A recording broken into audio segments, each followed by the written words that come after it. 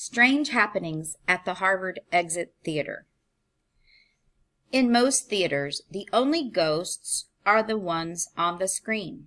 But that's not the case at the Harvard Exit Theater. Ever since this movie house opened in 1968, ghostly figures have been making their presence felt.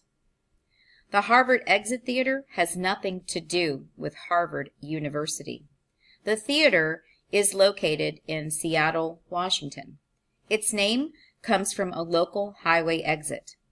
The movie house is a stately old 3-story building with lots of charm.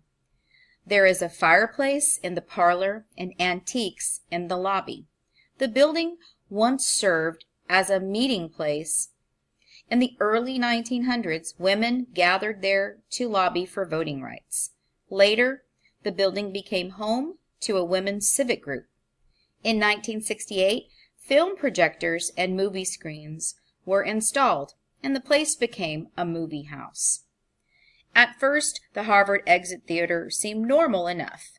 People came to view foreign films and old classics.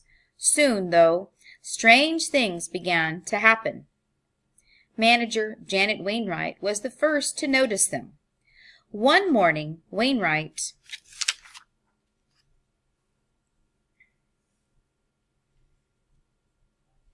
unlocked the theater as usual.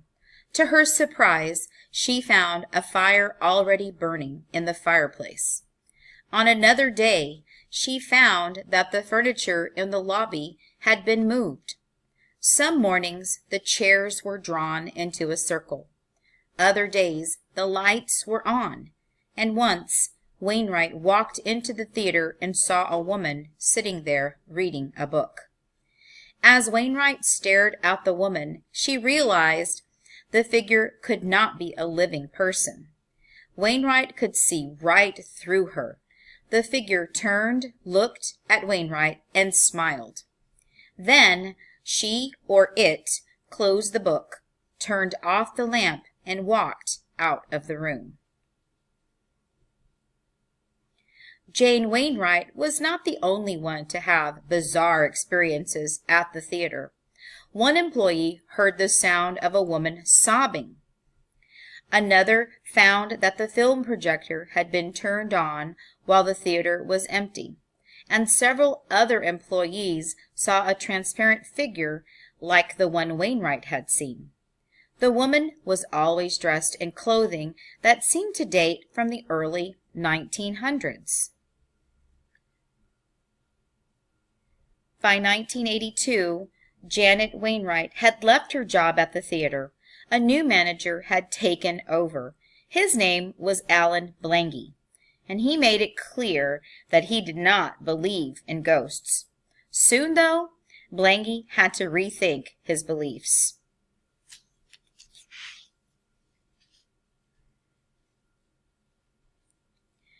"I was closing the theater one night," said Blangy, "and I heard people in the auditorium on the 3rd floor. We had been closed for a while, and I thought they must be just sitting there talking." Blangy went up to check it out. He found the 3rd floor deserted. As he entered the auditorium, however, he heard the fire exit door open and close. "I went over to make sure it had closed tightly. It hadn't, but when I pulled on the panic bar, there was someone on the other side tugging back. I kept pulling and pulling. Finally, Blangy got the door closed. By the time his assistant had come to see what was going on, the two of them knew that whoever had been pulling on the door was still there. The only way to the street was down the noisy metal fire escape.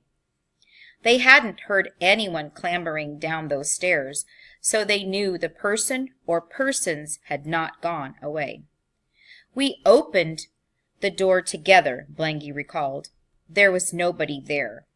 It was real spooky." Meanwhile, other employees continued to come face to face with the ghostly figure. One woman was working alone in an office on the 2nd floor late one night.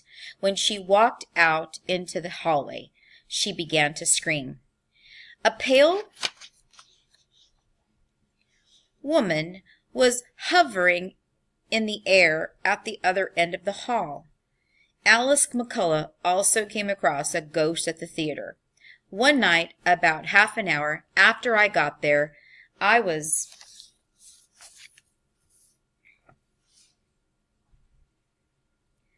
vacuuming, and it was real loud, and I had the radio on, and I got this sense that someone else was in the building with me, McCullough reported.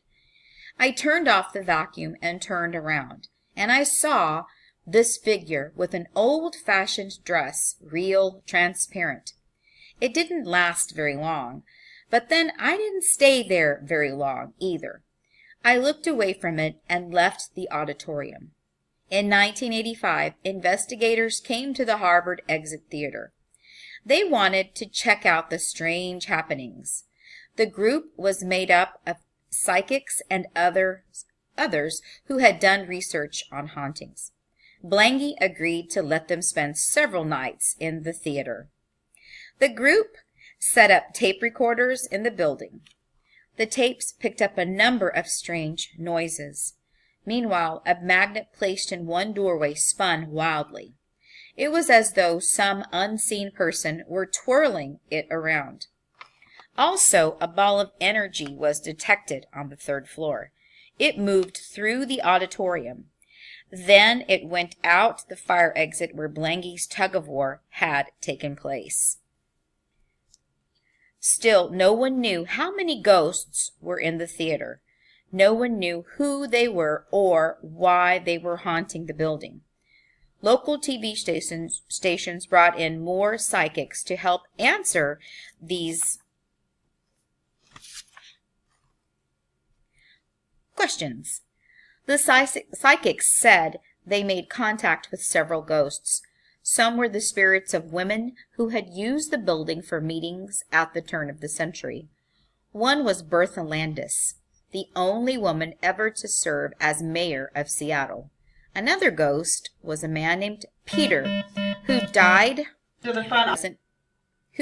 the site where the present building was built. No one is sure who the ghosts really are, or why they frequent the Harvard Exit Theater. Luckily, the spirits don't seem angry or violent. Still, it is unnerving to know that at any moment a ghost may appear from nowhere, and then disappear again into thin air.